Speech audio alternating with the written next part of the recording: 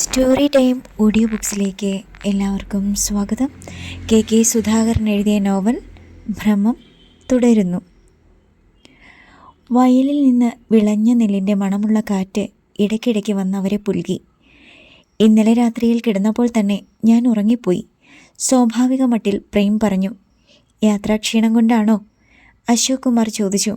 അല്ല, ഒരു ലാർജ് ഉള്ളിൽ ചെന്നിട്ടുണ്ടെങ്കിൽ കിടക്കും മുമ്പേ കണ്ണുകൾ അടഞ്ഞു വരും. പ്രേം പറഞ്ഞത് കേട്ട് അശോക് കുമാർ ചിരിച്ചു. അതുകൊണ്ട് രാവിലെ അഞ്ജലിയുടെ കുറേ പരിഭവം കേൾക്കേണ്ടി വന്നു. അതെന്താ? ഉറങ്ങാൻ കിടക്കുമ്പോഴാണ് അവൾ എന്നും അന്നത്തെ പ്രധാന സംഭവങ്ങൾ എന്നോട് പറയാറുള്ളത്. അതൊക്കെ പറഞ്ഞില്ലെങ്കിൽ അവൾക്കൊരു ശ്വാസമുട്ടൽ പോലെയാ. ഞങ്ങൾക്ക് ദൈവം സഹായിച്ച് അത്തരം ശീലങ്ങളൊന്നുമില്ല. കിടന്നാലുടൻ ഉറങ്ങുന്നത് കൊണ്ട് ആതിര കൊച്ചു വർത്തമാനത്തിനൊന്നും വരത്തില്ല. അപ്പോൾ അഞ്ജലി പറഞ്ഞത് എത്ര ശരി. അങ്ങനല്ല അശോകൻ ചേട്ടാ. വർക്ക് ചെയ്യുന്ന ഭാര്യമാർക്ക് ഡ്യുവൽ റോളാണുള്ളത്. ഉദ്യോഗസ്ഥയുടെയും കുടുംബിനിയുടെയും. അന്നത്തെ ജോലികളെല്ലാം ചെയ്തു തീർത്തിട്ട് അവർ നമ്മുടെ അടുത്ത് വരുമ്പോഴാണ് ഒന്ന് റിലാക്സ് ചെയ്യുന്നത്. അശോക് കുമാർ അയാളെ ഒന്ന് നോക്കി. അവർ പറയുന്ന കൊച്ചു കൊച്ചു കാര്യങ്ങൾ നമ്മൾ ശ്രദ്ധാപൂർവം ഒന്ന് കേൾക്കുന്നതിൽ എന്താണ് തകരാറ്? കയ്യിലൊന്ന് തലോടുകയോ കവിളിൽ ഒരു ഉമ്മ കൊടുക്കുകയോ നെഞ്ചോട് ചേർത്ത് പിടിക്കുകയോ ചെയ്താൽ മതി. അവർ തൃപ്തരാകും. നമ്മുടെ ആ പരിഗണനയുണ്ടല്ലോ, അത് അവർക്ക് ഒരു സുരക്ഷിതത്വ ബോധം നൽകും. അശോക് കുമാർ മിണ്ടിയില്ല. നമ്മൾ 2 ലാർജ് അടിക്കുന്നു. അത് നമ്മുടെ ആവശ്യം. ഭാര്യമാർക്കും അതുപോലെ ചില അവകാശങ്ങളുണ്ടെന്നാണ് അഞ്ജലി പറയുന്നത്. ഇത്രയും പറയണമായിരുന്നോ എന്ന് പെട്ടെന്ന് പ്രേമിന് സംശയം തോന്നി. മനഃപൂർവ്വം താൻ ഈ വിഷയം എടുത്തിട്ടതാണെന്ന് അശോകൻ ചേട്ടൻ വിചാരിച്ചാലോ? രാവിലെ നടക്കാൻ പോകാറുണ്ടോ അശോകൻ ചേട്ടൻ? പെട്ടെന്ന് അയാൾ വിഷയം മാറ്റി. റോഡിൽ പോകാറില്ല. നല്ല മുറ്റമുണ്ടല്ലോ ഞങ്ങൾക്ക്. 10-20 മിനിറ്റ് നടക്കും. പക്ഷേ എന്നും അത് സാധിക്കാറില്ല. കൺസൾട്ടേഷൻ ആരെങ്കിലും കയറി വരും, അല്ലെങ്കിൽ ഹോസ്പിറ്റലിൽ നിന്ന് എമർജൻസി കോൾ. അവർ മെല്ലെ തിരിച്ചു നടന്നു. ഞാൻ അശോകൻ ചേട്ടന് ചില സൂചനകൾ കൊടുത്തിട്ടുണ്ട്. പക്ഷേ കുറച്ച് ഓവറായി പോയോന്നാണ് എൻ്റെ പേടി. വീട്ടിലെത്തിയപ്പോൾ അഞ്ജലിയോട് പ്രേം പറഞ്ഞു. ഏയ്, അശോകൻ ചേട്ടന് നമ്മുടെ ഗൂഢാലോചനയെക്കുറിച്ച് ഒന്നും അറിയില്ലല്ലോ. പേടിക്കേണ്ട, അവൾ പറഞ്ഞു. സ്റ്റേഷനിൽ പോയെങ്കിലും ഉച്ചയൂണിന് ആദിത്യൻ വീട്ടിലെത്തി. പുഴമീൻ പൊരിച്ചതും കറി വെച്ചതും ഉണ്ടായിരുന്നു. എല്ലാവരും ഒന്നിച്ചിരുന്നാണ് ഭക്ഷണം കഴിച്ചത്. മാസത്തിൽ ഒരിക്കലെങ്കിലും ഇതുപോലെ വരണം, രാമചന്ദ്രൻ പറഞ്ഞു. ആഗ്രഹമില്ലാഞ്ഞിട്ടല്ല അച്ഛ, ഓരോ അസൗകര്യങ്ങൾ, ആതിര പറഞ്ഞു. ചായ കുടിക്കാൻ നിൽക്കാതെ 2 കൂട്ടരും പുറപ്പെട്ടു. പിരിയാൻ കുട്ടികൾക്കായിരുന്നു സങ്കടം. പിറ്റേന്ന് പ്രേംശങ്കർ ഓഫീസിലിരിക്കുമ്പോഴാണ് അയാളുടെ മൊബൈലിൽ വിദേശ നമ്പറിൽ നിന്ന് ഒരു കോൾ വന്നത്. സേവ് ചെയ്യാത്ത നമ്പർ ആയിരുന്നത് കൊണ്ട് അതെടുക്കാൻ അയാളൊന്ന് മടിച്ചു. ബെല്ലടിച്ചു നിന്നെങ്കിലും വീണ്ടും വിളി വന്നു. അയാൾ അതെടുത്തു. ഹലോ പ്രേം, ഇത് ഞാനാ, കുസുമം. ദുബായിൽ നിന്ന് കുസുമേച്ചി. നമ്പർ കണ്ടപ്പോൾ എനിക്ക് ആദ്യം മനസ്സിലായില്ല. അയാൾ പറഞ്ഞു. ഇത് വേറൊരു നമ്പറാ. ഞങ്ങൾ അടുത്ത മാസം വരുന്നുണ്ട്, 17-ാം തീയതി. അപ്പോഴേക്ക് അച്ചുമോളുടെ എക്സാം തീരും. പ്രേമിൻ്റെ മൂത്ത അമ്മാവൻ്റെ മകളാണ് കുസുമം. അവളേക്കാൾ 4 വയസ്സ് ഇളയതാണ് പ്രേം. ഭർത്താവ് വിജയനുമൊത്ത് കുസുമം ദുബായിലാണ്. ഏക മകൾ അശ്വതി +2-ന് നാട്ടിലുള്ള കോൺവെൻറ്റ് സ്കൂളിൽ പഠിക്കുന്നു. അവർ അല്പനേരം സംസാരിച്ചു. അതേ ടൗണിലാണ് വിജയൻ വീടുണ്ടാക്കിയിരിക്കുന്നത്. 1 കൊല്ലമായി അത് അടഞ്ഞു കിടക്കുകയാണ്. ഞാൻ വരുമ്പോൾ നിനക്ക് എന്തെങ്കിലും കൊണ്ടുവരണോ പ്രേം? ഏയ്, ഒന്നും വേണ്ട, അയാൾ പറഞ്ഞു. നിനക്ക് വേണ്ടി ഞാനൊരു കാര്യം കൊണ്ടുവരുന്നുണ്ട്. എന്താണ്? അത് രഹസ്യമാണ്. കിട്ടുമ്പോൾ അറിഞ്ഞാൽ മതി. കുസുമ ചേച്ചി പൊട്ടിച്ചിരിച്ചു. ആ ചിരി അയാൾക്കപ്പോൾ കാണാൻ കഴിഞ്ഞു. 39 വയസ്സായെങ്കിലും അത്രയൊന്നും തോന്നിക്കില്ല. ചിരിച്ചും രസിച്ചും ജീവിതത്തെ പ്രണയിച്ച് നടക്കുന്ന ഒരു സ്ത്രീ. വിജയേട്ടൻ വന്നെന്ന് തോന്നുന്നു. ഞാൻ വയ്ക്കുവാണ്. വിജയേട്ടൻ നിന്നെ വിളിച്ചേക്കും. അപ്പോൾ നമ്മൾ തമ്മിൽ സംസാരിച്ച കാര്യം പറയല്ലേ. പെട്ടെന്ന് കോൾ കട്ടായി. പ്രേംശങ്കറിന് ഒന്നും മനസ്സിലായില്ല. വായിച്ചു കഴിഞ്ഞ് നോട്ട് എഴുതി ഇനീഷ്യൽ ചെയ്ത് വീണ്ടും നാട കൊണ്ട് ബന്ധിച്ച് ഫയൽ ഔട്ട് എന്നെഴുതിയ ട്രേയിലേക്ക് പ്രേംശങ്കർ വെച്ചു. അപ്പോഴാണ് ഹാഫ് ഡോറിൻ്റെ വെളിയിൽ ഒരു സാരി പ്രത്യക്ഷപ്പെട്ടത്. മുഖം കാണാതെ തന്നെ അത് ഗീതാറാണിയാണെന്ന് അയാൾക്ക് മനസ്സിലായി. വാതിലിൽ ചെറുതായി ഒന്ന് മുട്ടിയിട്ട് അവൾ ഒരു പാളി തുറന്ന് അകത്തേക്ക് കയറി വന്നു. ഒപ്പം ചന്ദനത്തിൻ്റെയോ തുളസിക്കതിൻ്റെയോ ഒരു സുഗന്ധം കൂടി കയറി വന്നു. ഗുഡ് മോർണിംഗ് സർ, അവൾ പുഞ്ചിരിയോടെ അഭിവാദനം ചെയ്തു. മോർണിംഗ്, ഗീത ഇരിക്കൂ, അയാൾ പറഞ്ഞു. നേർത്ത സാരി ഒരു പാളിയായിട്ടാണ് അവൾ മാറത്തിട്ടിരുന്നത്. സ്ത്രീകൾ ഇങ്ങനെ സാരി ഉടുക്കരുതെന്ന് അയാൾക്ക് തോന്നി. സാർ എന്താ നോക്കുന്നേ? അവൾ നിഷ്കളങ്ക മട്ടിൽ ചോദിച്ചു. അപ്പോഴാണ് അവളുടെ നെറ്റിയിലെ ചന്ദനക്കുറി അയാൾ ശ്രദ്ധിച്ചത്. ഗീത ഇന്ന് അമ്പലത്തിൽ പോയ ലക്ഷണമുണ്ടല്ലോ. എതിർവശത്തുള്ള കസേരയിൽ അവൾ ഇരുന്നു. സീലിംഗ് ഫാനിൻ്റെ കാറ്റിൽ അവളുടെ മുടിയിഴകൾ ചെറുതായി ഒന്ന് ചലിച്ചു. ഇന്ന് വ്യാഴാഴ്ചയല്ലേ സാർ? എല്ലാ വ്യാഴവും ഞാൻ കൃഷ്ണൻ്റെ അമ്പലത്തിൽ പോകാറുണ്ട്, ഗീതാ റാണി പറഞ്ഞു. അഞ്ജലിയും സൗകര്യം കിട്ടുമ്പോഴൊക്കെ അമ്പലത്തിൽ പോകാറുണ്ട്. അവൾക്ക് പിന്നെ കൃഷ്ണനെന്നോ ശിവനെന്നോ ഗണപതിയെന്നോ വേർതിരിവൊന്നുമില്ല. എനിക്കും അങ്ങനെയൊന്നുമില്ല. ഇന്നു മുതൽ ഞാനൊരു മരുന്ന് കഴിക്കുന്നുണ്ട്. ദൈവാധീനം കൂടി ഉണ്ടായിക്കോട്ടെ എന്ന് വിചാരിച്ചാണ്. എന്തു പറ്റി ഗീതയ്ക്ക്? ഉത്കണ്ഠയോടെ പ്രേംശങ്കർ ചോദിച്ചു. അസുഖത്തിനല്ല സർ. കഴിഞ്ഞ സൺഡേ സാർ വൈഫിൻ്റെ വീട്ടിലേക്ക് പോയിരിക്കുകയായിരുന്നില്ലേ? രവിയേട്ടനോടൊപ്പം വീട് കാണാൻ വരാമെന്ന പ്ലാൻ തെറ്റി. പിന്നെ ഞങ്ങൾ ഒരു ആയുർവേദ ഡോക്ടറെ കാണാൻ പോയി. പുള്ളിയുടെ ചികിത്സയിൽ പലർക്കും കുട്ടികൾ ജനിച്ചിട്ടുണ്ടെന്നാണ് അറിഞ്ഞത്. പ്രേംശങ്കർ ഒന്നും മിണ്ടിയില്ല. ഇതാണ് കാര്യമെന്ന് അയാൾ വിചാരിച്ചതേയില്ല. പുള്ളി ഒരു നെയ്യ് തന്നു. 3 മാസം കഴിക്കണം എന്നാണ് പറഞ്ഞത്. ഫലമുണ്ടാകുമത്രേ അതിനുള്ളിൽ. ഇന്ന് രാവിലെ മുതൽ ഞാനത് കഴിച്ചു തുടങ്ങി. കസേരയിൽ ചാരി അവളിരുന്നു. അവളുടെ നേർക്ക് നോക്കാൻ അയാൾ ഭയപ്പെട്ടു. അറിയാതെ കണ്ണുകൾ താഴേക്ക് ചെന്നാലോ? പക്ഷേ മരുന്നിൻ്റെ ആവശ്യമുണ്ടെന്ന് എനിക്ക് തോന്നുന്നില്ല സർ. അതെന്താ? അയാൾ വെറുതെ ചോദിച്ചു. ഞങ്ങൾക്ക് 2 പേർക്കും പ്രോബ്ലം ഒന്നുമില്ല സർ. കുറേ നാൾ ഒന്നിച്ച് ജീവിച്ചാൽ മതി. ഇപ്പോൾ വീക്കെൻഡ് ദാമ്പത്യമല്ലേ? ആഴ്ചയിൽ 1 ദിവസം. അയാൾ ചിരിക്കാൻ ശ്രമിച്ചു. കുറച്ച് ദിവസം, 2-3 മാസം ലീവ് എടുത്ത് ഞാൻ അവിടെ ചെന്ന് നിൽക്കാമെന്ന് പലവട്ടം പറഞ്ഞിട്ടുണ്ട്. പക്ഷേ രവിയേട്ടൻ ഒരു താല്പര്യവും കാണിക്കുന്നില്ല, അവൾ പറഞ്ഞു. ഹസ്ബൻഡ് എവിടെയാണ് താമസിക്കുന്നത്? കാക്കനാട്ട് തന്നെ. ഒരു 3 ബെഡ്റൂം ഫ്ലാറ്റ് റെൻറ്റിനെടുത്തിട്ടുണ്ട്. രവിയേട്ടൻ്റെ 2 ഫ്രണ്ട്സിനോടൊപ്പമാണ് അവിടെ. ചിലപ്പോൾ അതുകൊണ്ടായിരിക്കാം ഹസ്ബൻഡ് താല്പര്യം കാണിക്കാത്തത്. വേറെ 2 പേർ ഒപ്പം താമസിക്കുന്നില്ലേ? പ്രേംശങ്കർ അവളെ സമാധാനിപ്പിച്ചു. അതല്ല സർ കാരണം. പിന്നെ 1 വർഷം ലീവ് എടുത്ത് ഞാൻ വരാം. ഒരു 2 ബെഡ്റൂം ഫ്ലാറ്റ് വേറെ എടുക്കാൻ പറഞ്ഞതാ. പക്ഷെ താല്പര്യമില്ല. ഗീതാറാണി മുഖം കുനിച്ച് ഒരു നിമിഷം ഇരുന്നു. ആ സംസാരം തുടർന്നു കൊണ്ടുപോകാൻ പ്രേംശങ്കർ ആഗ്രഹിച്ചില്ല. അവൾ പെട്ടെന്ന് തലയുയർത്തി. അവളുടെ കണ്ണുകൾ ചെറുതായി ചുവന്നിട്ടുണ്ടെന്ന് അയാൾക്ക് തോന്നി. സോറി, ഞാൻ എൻ്റെ ഓരോ പേഴ്സണൽ കാര്യങ്ങൾ പറഞ്ഞ് സാറിനെ ബോറടിപ്പിച്ചു. എന്തിനാണ് എന്നെ വിളിപ്പിച്ചത്? വിളറിയ പുഞ്ചിരിയോടെ അവൾ ചോദിച്ചു. കോളേജിലെ ആ മരിയ റോസ് ടീച്ചറിൻ്റെ വീടിനടുത്തുള്ള റോഡിനെക്കുറിച്ചൊരു കംപ്ലൈൻറ്റ് കിട്ടിയിട്ടില്ലേ? നാളെ ഗീത ചെന്ന് അതൊന്ന് നോക്കണം. നമുക്ക് എന്തെങ്കിലും ചെയ്യാൻ പറ്റുമെങ്കിൽ എത്രയും വേഗം അത് ചെയ്യാം, അയാൾ പറഞ്ഞു. പോകാം സർ, അവൾ തലകുലുക്കി. ടീച്ചർ പറഞ്ഞത് 50 മീറ്റർ ഭാഗത്താണ് കുഴികളുള്ളതെന്നാണ്. അത് മെഷർ ചെയ്യണം. ഒരു എസ്റ്റിമേറ്റും പ്രിപ്പയർ ചെയ്യണം. അത്ര വലിയ എമൗണ്ട് വരില്ലെങ്കിൽ നമുക്ക് ഓഫീസ് സാങ്ഷൻ മാത്രം മതി. നാളെ രാവിലെ സാർ ഫ്രീ ആണോ? എങ്കിൽ സാറും കൂടി വന്നാൽ നന്നായിരുന്നു. ഞാൻ ഒറ്റയ്ക്ക്. ഗീത ഒറ്റയ്ക്ക് പോകണ്ട.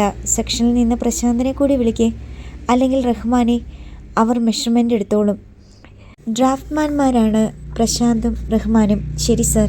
പ്രേംശങ്കറിൻ്റെ മൊബൈലിൽ അപ്പോഴാണൊരു കോൾ വന്നത്. ഗീതാറാണി എഴുന്നേറ്റ് യാത്ര പറഞ്ഞു പോയപ്പോൾ അയാൾ മൊബൈൽ എടുത്ത് നോക്കി. ദുബായിൽ നിന്ന് കുസുമ ചേച്ചിയുടെ ഭർത്താവ് വിജയേട്ടനാണ്. ഹലോ വിജയേട്ടാ. അയാൾ കോൾ എടുത്തു. പ്രേം ഓഫീസിലല്ലേ? അതെ. ബിസിയാണോ? അല്ല, ഞങ്ങൾ 17-ന് നാട്ടിൽ വരുന്നുണ്ട്. കുസുമ ചേച്ചിയിൽ നിന്ന് വിവരം അറിഞ്ഞു എന്ന കാര്യം പ്രേംശങ്കർ പറഞ്ഞില്ല. ഓ, 1 വർഷമായി പോയിട്ടല്ലേ? 1 വർഷം 4 മാസം. 20-ന് എക്സാം കഴിഞ്ഞ് അശ്വതി വരും. അവളെ നാട്ടിലുള്ള കോളേജിൽ ഡിഗ്രിക്ക് ചേർക്കണമെന്നാണ് ഞങ്ങളുടെ വിചാരം. അത് നല്ല കാര്യമാണ്. ഇനി അവളെ ഹോസ്റ്റലിൽ നിർത്തുന്നില്ല. പ്രായം അതല്ലേ. നമ്മുടെ ഒരു കണ്ണ് വേണം. പ്രേമിൻ്റെ വീട്ടിൽ അവളെ നിർത്തിയാലോ എന്ന് ഞങ്ങൾ ആലോചിക്കാതിരുന്നില്ല, വിജയൻ പറഞ്ഞു. അഞ്ജലി വിസമ്മതമൊന്നും പറയാൻ സാധ്യതയില്ലെന്ന് പ്രേമിന് തോന്നി. അപ്പോൾ കുസുമം വേറൊരു ഐഡിയ പറഞ്ഞു. മോളോടൊപ്പം അവൾ നാട്ടിൽ നിന്നോളാമെന്ന്. അവൾക്ക് ദുബായ് മടുത്തു. കുറ്റം പറയാൻ പറ്റത്തില്ല. ഞാൻ രാവിലെ പോയി കഴിഞ്ഞാൽ വരുന്നത് വരെ അവൾ ഒറ്റയ്ക്കല്ലേ ഫ്ലാറ്റിൽ. അവിടെ ഒരു കൺസ്ട്രക്ഷൻ കമ്പനിയിൽ സൈറ്റ് എഞ്ചിനീയറാണ് വിജയേട്ടൻ. പക്ഷെ എനിക്കൊരു പേടി, 2 പെണ്ണുങ്ങൾ മാത്രം വീട്ടിൽ. അപ്പോൾ അവൾ പറഞ്ഞു, പ്രേം തൊട്ടടുത്തുണ്ടല്ലോ, 1 കിലോമീറ്റർ, വിളിച്ചാൽ ആ നിമിഷം ഓടി വരുമല്ലോ എന്നൊക്കെ. പിന്നെ ഞാനും സമ്മതിച്ചു. അത് ശരിയേ വിജയേട്ടാ, അഞ്ജലിയും ഞാനും ഇവിടെയുണ്ടല്ലോ, പ്രേം ശങ്കർ പറഞ്ഞു. ഞാനിപ്പോൾ വിളിച്ചത് വേറൊരു കാര്യം പറയാനും കൂടിയാണ്. വീടിൻ്റെ ഒരു താക്കോൽ പ്രേമിൻ്റെ കയ്യിൽ ഉണ്ടല്ലോ. ഞങ്ങൾ വരുന്നതിന് മുമ്പ് അതൊന്ന് വൃത്തിയാക്കിക്കണം. പറമ്പിലെ പുല്ല് ചെത്തി ഫ്ലോറൊക്കെ ക്ലീനാക്കി. പണിക്കാരെയൊക്കെ പരിചയം കാണുമല്ലോ പ്രേമിന്. അതൊക്കെ ഞാൻ ചെയ്യിച്ചോളാം. അയാൾ ഏറ്റു. വരുമ്പം ഞാൻ എന്താ കൊണ്ടുവരേണ്ടത്? ലാപ്ടോപ്പ് മതിയോ? വിജയൻ ചോദിച്ചു. ഒന്നും വേണ്ട, അഞ്ജലിക്കും എനിക്കും ഓരോന്നുണ്ടല്ലോ. എന്തെങ്കിലും വേണമെങ്കിൽ പറയണേ. അവിടെ കിട്ടുന്ന അതേ സാധനം ഇപ്പോൾ നാട്ടിലും കിട്ടും വിജയേട്ടാ. വെറുതെ അവിടെ നിന്ന് കെട്ടിച്ചുമക്കണോ? അതും നേരാ. അപ്പോൾ ശരി, ഞാൻ പിന്നെ വിളിക്കാം. വിജയൻ കോൾ കട്ട് ചെയ്തു. ഒരു പാവം മനുഷ്യനാണ് വിജയേട്ടൻ. കുസുമൻ ചേച്ചിയെ കല്യാണം കഴിക്കുന്ന കാലത്ത് സുന്ദരനായിരുന്നു. ഇപ്പോൾ തലയിൽ മുടി കുറവാണ്. സാമാന്യം ഭേദപ്പെട്ട കുടവയറുമുണ്ട്. അതങ്ങനെയാ പ്രേം. കേസ് കണക്കിന് ബിയർ വലിച്ചു കയറ്റുന്നത്. വ്യായാമം പൊടി പോലുമില്ല. തരം കിട്ടുമ്പോഴൊക്കെ കുസുമൻ ചേച്ചി പറയാറുണ്ട്. നാട്ടിൽ വിജയേട്ടന് വീടില്ല. തറവാട് അനിയന് കൊടുത്തു. സ്വന്തമായി വീട് വയ്ക്കാൻ തീരുമാനിച്ചപ്പോൾ ടൗണിൽ മതിയെന്ന് കുസുമൻ ചേച്ചിയാണ് അഭിപ്രായപ്പെട്ടത്. അവിടെയാകുമ്പോൾ നമ്മുടെ പ്രേമുണ്ടല്ലോ, വീട് പണിയുടെ മേൽനോട്ടം അവൻ ചെയ്തോളും. വിജയേട്ടൻ അത് സമ്മതിച്ചു. അങ്ങനെയാണ് റെസിഡൻഷ്യൽ ഏരിയയിൽ തന്നെ 10 സെൻറ്റ് സ്ഥലം വാങ്ങിയതും അവിടെ മനോഹരമായി 2 നില വീട് വെച്ചതും. പാലുകാച്ച് കഴിഞ്ഞ് പിന്നത്തെ മാസം വിജയേട്ടനും കുസുമ ചേച്ചിയും ദുബായിലേക്ക് പറന്നു. അശ്വതിയെ അതിനു മുമ്പേ ഹോസ്റ്റലിലുമാക്കി. അന്ന് വൈകുന്നേരം ഓഫീസിൽ നിന്ന് ഇറങ്ങും മുമ്പ് അഞ്ജലിയെ പ്രേംശങ്കർ വിളിച്ചു. എന്തെങ്കിലും വാങ്ങാനുണ്ടോ? പ്രേമിനെ ഞാൻ വിളിക്കാൻ തുടങ്ങുമായിരുന്നു. ഓഫീസിൽ നിന്ന് ഇറങ്ങിയോ? അവൾ ചോദിച്ചു. ഇല്ല, സൗദാമിയുടെ കുഴമ്പ് മേടിക്കണം. 2 ദിവസത്തേക്ക് കൂടിയേ ഉള്ളൂ. വടകം മേടിക്കാം. സൗദാമിനി അമ്മയ്ക്ക് വാദത്തിൻ്റെ ഉപദ്രവമുണ്ട്. രാവിലെ എഴുന്നേൽക്കുമ്പോൾ 2 കാലിനും വേദന. ആയുർവേദ മരുന്ന് മാത്രമേ അവർ ഉപയോഗിക്കൂ. 1 മാസം മുമ്പ് വൈദ്യശാലയിൽ ചെന്ന് ഡോക്ടറെ കണ്ട് മരുന്ന് വാങ്ങിയിരുന്നു. ഇപ്പോൾ കുറച്ച് ആശ്വാസമുണ്ട്. കുഴമ്പിൻ്റെ പേരറിയാമോ? അവൾ ചോദിച്ചു. മൊബൈലിൽ സേവ് ചെയ്തിട്ടുണ്ട്. പ്രിസ്ക്രിപ്ഷൻ്റെ ഫോട്ടോ. എൻ്റെ എണ്ണയും തീരാറായി, അതും മേടിക്കണം. കാച്ചിയ എണ്ണയാണ് അഞ്ജലി ഉപയോഗിക്കാറുള്ളത്. അതിൻ്റെ ഒരു നേർത്ത സുഗന്ധം അയാൾക്ക് ഇഷ്ടവുമാണ്. വൈദ്യശാലയിൽ ചെന്ന് എല്ലാം വാങ്ങിക്കൊണ്ടാണ് അയാൾ വീട്ടിലേക്ക് പോയത്. ഇന്ന് അച്ഛൻ വിളിച്ചിട്ടുണ്ടായിരുന്നു. മരുന്നിൻ്റെ കിറ്റ് ഏൽപ്പിക്കുമ്പോൾ അഞ്ജലി പറഞ്ഞു. എന്തുണ്ട് വിശേഷം? അച്ഛനും അമ്മയും കൂടി ഗുരുവായൂർ പോകുന്നു. തിരിച്ചു വരുമ്പോൾ ഇവിടെയും കയറും. സൺഡേ. 2 പേരും മാത്രം? അല്ല, പഞ്ചവടിയിലെ വേണുഗോപാലൻ ചിറ്റപ്പനും സുഭദ്ര കുഞ്ഞമ്മയും പോകുന്നുണ്ട്. അവരുടെ കൂടെയാണ്. അവരുടെ കാറിലാണ്. അഞ്ജലിയുടെ അച്ഛൻ്റെ ഒരു ബന്ധുവാണ് വേണുഗോപാലൻ ചിറ്റപ്പൻ. കല്യാണം കഴിഞ്ഞ കാലത്ത് അവർ വിരുന്നിന് ക്ഷണിച്ചിരുന്നു. അന്ന് അവരുടെ വീട്ടിൽ പോയ ഓർമ്മ വന്നു പ്രേംശങ്കറിന്.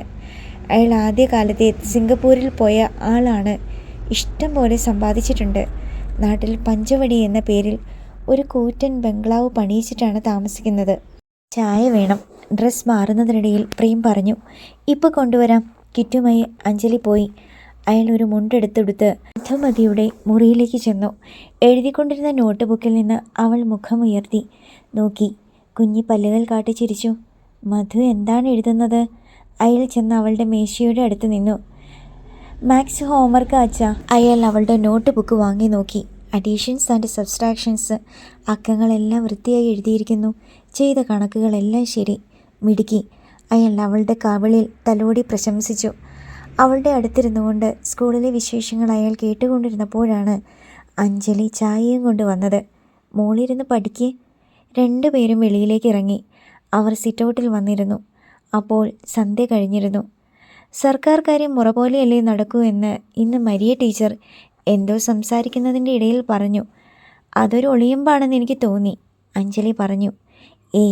അവർ ജനറലായിട്ട് പറഞ്ഞതായിരിക്കും. എന്തായാലും നാളെ ഞാൻ ആളിനെ വിടുന്നുണ്ട് ഇൻസ്പെക്ഷൻ, പ്രേം പറഞ്ഞു. ആണോ? അതൊന്ന് വേഗം ചെയ്തു കൊടുക്കു പ്രേം, അല്ലെങ്കിൽ എനിക്ക് തലയുയർത്തി നടക്കാൻ പറ്റത്തില്ല ഡിപ്പാർട്ട്മെൻറ്റിൽ. സർക്കാർ കാര്യങ്ങളിൽ ചില ഫോർമാലിറ്റീസ് ഉണ്ട് അഞ്ജലി, അത് ഫുൾഫിൽ ചെയ്യാതെ പറ്റില്ല. അല്ലെങ്കിൽ ഞങ്ങൾ പിന്നെ ആൻസർ പറയേണ്ടി വരും. അതെനിക്കറിയാം. പക്ഷേ പ്രേം ഒന്ന് സ്പീഡപ്പ് ചെയ്യണം, അത് മതി. നോക്കട്ടെ. ചായ കുടിച്ചുകൊണ്ടിരുന്നപ്പോഴാണ് വിജയേട്ടൻ വിളിച്ച കാര്യം പ്രേംശങ്കറിന് ഓർമ്മ വന്നത്. അയാൾ അക്കാര്യം അഞ്ജലിയോട് പറഞ്ഞു. പ്രേമിൻ്റെ മുറപ്പെണ്ണല്ലേ കുസുമൻ ചേച്ചി, ഇളക്കം ഇത്തിരി കൂടുതലുള്ള സ്ത്രീയാണവർ. അവൾ പെട്ടെന്ന് പറഞ്ഞു. എന്താ നിനക്ക് അങ്ങനെ തോന്നാൻ കാരണം? അവരുടെ ചില നേരത്തെ സംസാരവും പെരുമാറ്റവും ഒക്കെ കണ്ടാൽ ആർക്കാണ് മനസ്സിലാകാത്തത്? എനിക്കങ്ങനെ തോന്നിയിട്ടില്ല. അത് പ്രേം ഒരു ശുദ്ധനായതുകൊണ്ടാണ്. എല്ലാവരെയും സ്നേഹിക്കും, എല്ലാവരെയും വിശ്വസിക്കും. അവൾ പറഞ്ഞു. എല്ലാവർക്കും ഒരു പോസിറ്റീവ് സൈഡുണ്ട്, അത് കാണാതിരിക്കാൻ പറ്റില്ല എനിക്ക്. സമ്മതിച്ചു. നെഗറ്റീവ് സൈഡും ഉണ്ടെന്ന് മനസ്സിലാക്കാതിരിക്കരുത്, അല്ലെങ്കിൽ അബദ്ധം പറ്റാൻ എളുപ്പമാണ്. അയാൾ അവളെ ഒന്ന് ചേർത്ത് പിടിച്ചു.